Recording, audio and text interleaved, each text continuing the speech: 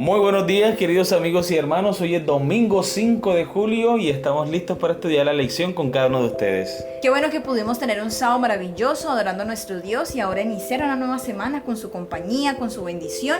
Y bueno, vamos a buscar su presencia justo en este momento. Con ustedes, Stephanie Franco Y Eric Colón. Bienvenidos.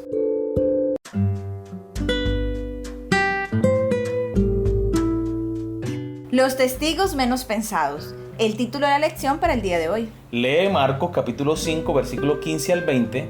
¿Por qué crees que Jesús envió a este hombre a Decápolis para testificar a su familia y sus amigos, en lugar de nutrirlo en su nueva fe manteniéndolo con él? Marcos capítulo 5, versículos 15 al 20. Vienen a Jesús y ven al que había sido atormentado del demonio y que había tenido la legión, sentado, vestido y en su juicio cabal, y tuvieron miedo.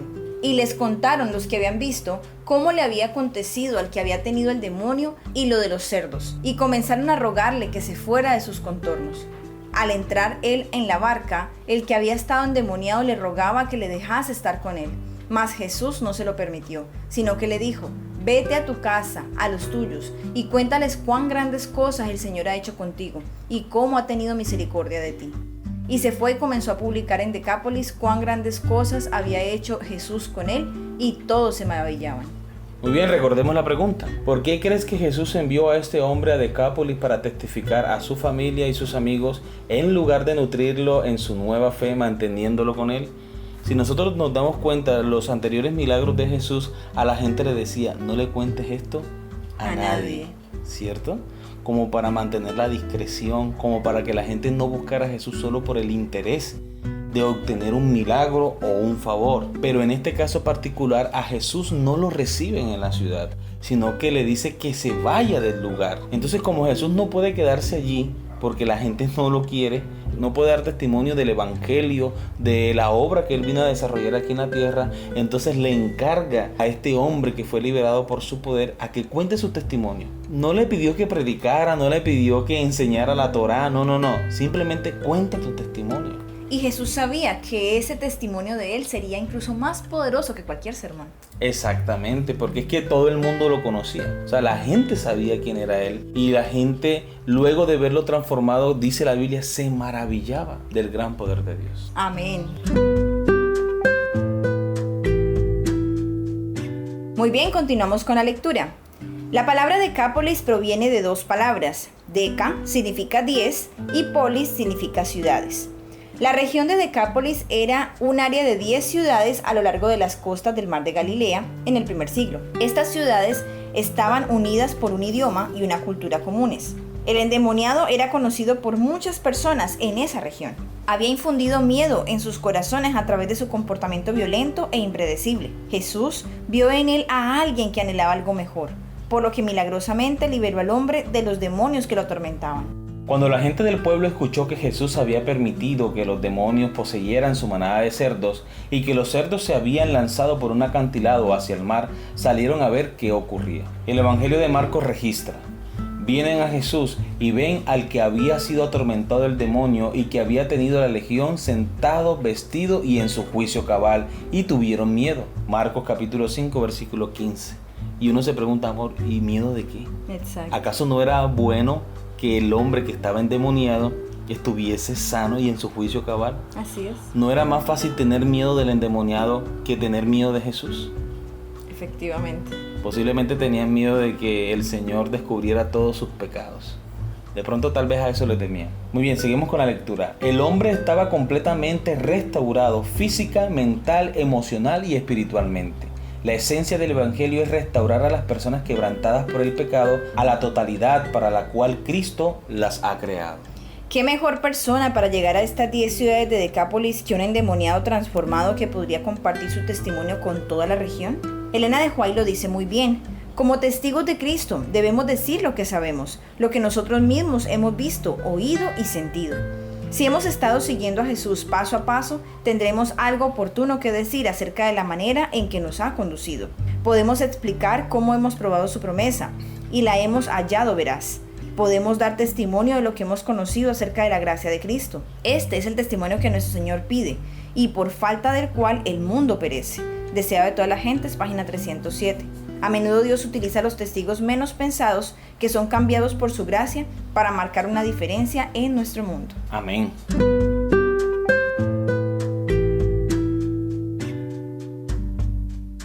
Muy bien, hemos llegado a la pregunta final de la lección. ¿Cuál es tu propia historia de conversión? ¿Qué les dices a los demás sobre cómo llegaste a la fe?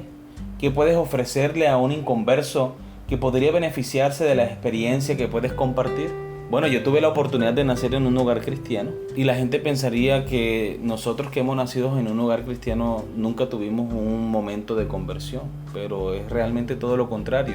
Cada cristiano experimenta un momento de conversión donde decide voluntariamente: voy a ser cristiano y voy a seguir el ejemplo de Cristo. Yo me bauticé cuando tenía como, 8 o 9 años. El pastor Dionisio Serrano me bautizó. Le mando un saludo muy especial a él y a su familia. Y yo recuerdo que tomé la decisión de seguir a Cristo por mi cuenta, ya no porque simplemente era la religión de mi familia o la religión de mis padres, sino que recuerdo tanto que una vez estaba leyendo el libro Vida de Jesús y estaba tan impresionado por el Espíritu Santo que ese día me leí todo el libro.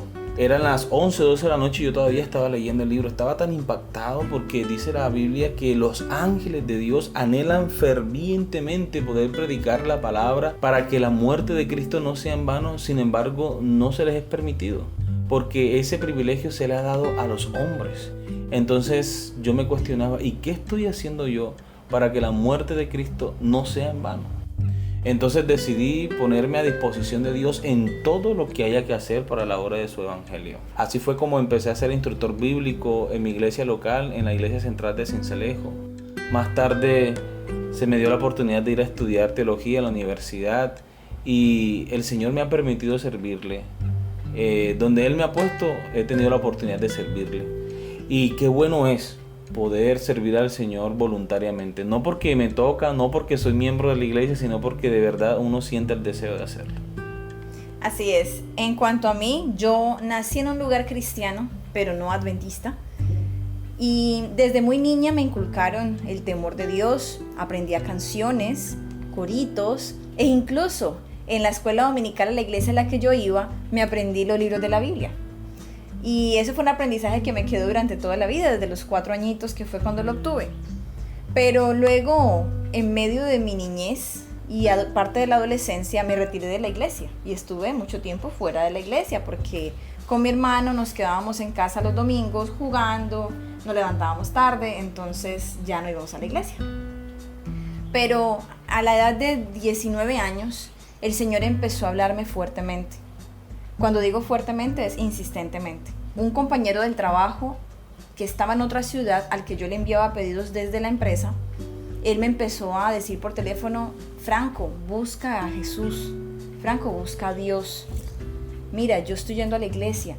Voy a ir a Cali tal día, vamos a la iglesia. Y él me llevó a la iglesia y luego a las semanas me mandó una Biblia como regalo desde allá de Pereira donde él estaba. Le mando un saludo a José Irnel por si de pronto está escuchando, es mi amigo.